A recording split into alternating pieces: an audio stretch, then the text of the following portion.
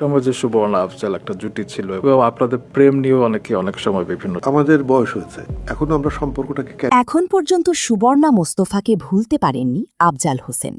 বাংলাদেশের নাটক ও অভিনয় জগতের ইতিহাসের অন্যতম জনপ্রিয় রোম্যান্টিক জুটি আফজাল হোসেন এবং সুবর্ণা মোস্তফা।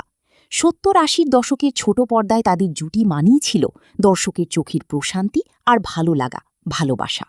পর্দায় তাদের কেমিস্ট্রি যেমন নজরকাড়া ছিল, তার নেপথ্যে ছিল গভীর এক টান, যা এতদিন পরে আবারও প্রকাশ্যে এসেছে।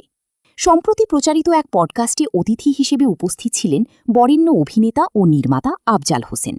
সেখানে আফজাল হোসেন অকপটে স্বীকার করেন সুবর্ণা মোস্তফাকে তিনি আজও ভালোবাসেন।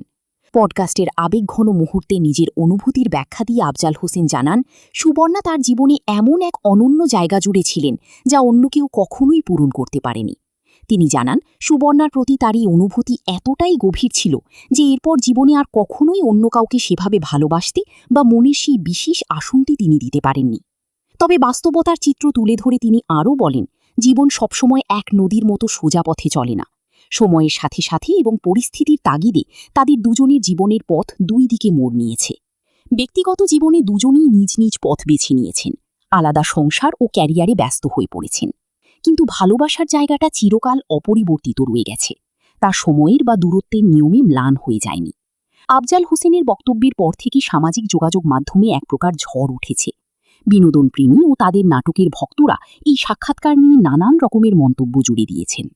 ভিউয়ার্স, এই বিষয়ে আপনাদের মূল্যবান মতামত জানিয়ে অবশ্যই কমেন্টস করে দিন। ভিডিওটি দেখার জন্য ধন্যবাদ রইল।